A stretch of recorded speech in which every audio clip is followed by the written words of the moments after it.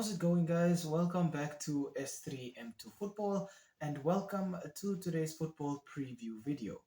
The UEFA Champions League returns to our screens this week, and we have some massive fixtures to look forward to.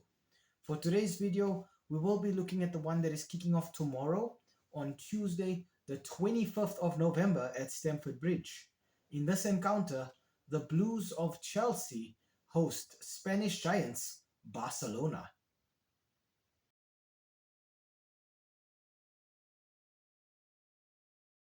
We start off today's video with the home side here, Chelsea.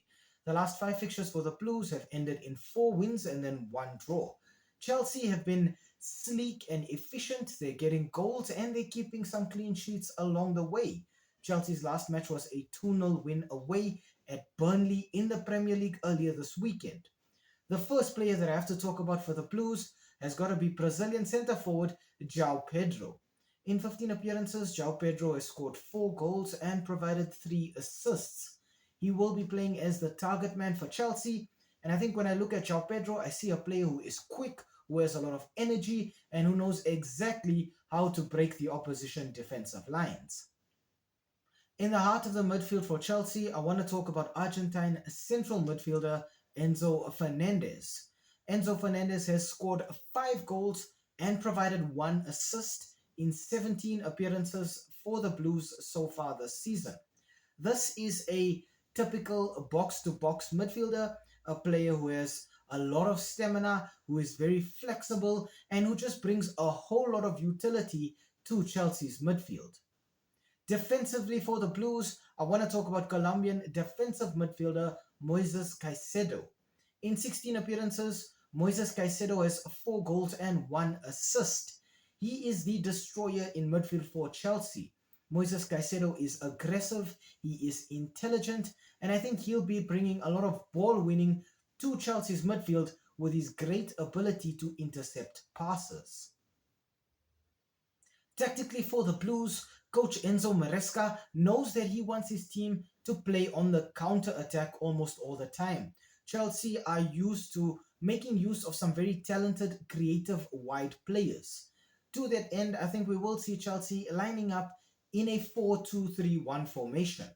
This is a team that likes to be solid in the center with a double pivot in midfield that works really hard to maintain control of the game.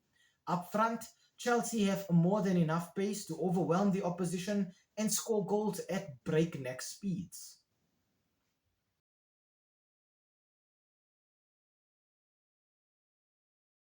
Okay, now on to the visitors. For Barcelona, the last 5 fixtures for the Blaugrana have ended in 3 wins, 1 draw, and then 1 loss. Barcelona have been a very free-scoring team, but they have looked a little fragile at the back at times. Barcelona returned to the Camp Nou this weekend after a few seasons away from their home stadium due to renovations. And they returned with a very commanding 4-0 win against Athletic Bilbao. The first player I have to talk about for the Blaugrana has got to be English left winger Marcus Rashford. In 16 appearances, Rashford has 6 goals and 9 assists. He is also a utility player up front for Barcelona. Marcus Rashford can go out wide and deliver in crosses. He can score on his own by cutting in. He can create chances for others, but he does all of these things at pace. In the midfield for Barcelona, I want to talk about Spanish attacking midfielder Fermin Lopez. In 12 appearances, Fermin has 7 goals and 4 assists, and he will be the main playmaker for Barcelona. Fermin can pass, he can dribble. Either way, he is the player that Barcelona look to light that spark in the attacking third. Defensively for Barca, I want to talk about Uruguayan centre-back Ronald Araujo. Araujo has scored 2 goals in 14 appearances this season, and he is the defensive rock for this team. Ronald Araujo is physical, he is aggressive, and I think he's going to bring a lot of athleticism to Barcelona's back line. Tactically for the Blaugrana, coach Hansi Flick wants his team to just play a possession style of football. It's all about controlling the game from those central areas in the midfield. To that end, I think we will see Barcelona lining up in a 4-3-3 formation. This is a team that likes to keep possession of the ball and slowly take the opposition apart. But then they also have the ability to strike quickly when the opposition least expect it. There are so many goal scorers in this Barcelona lineup that the goal threat is almost constant as long as they have that ball.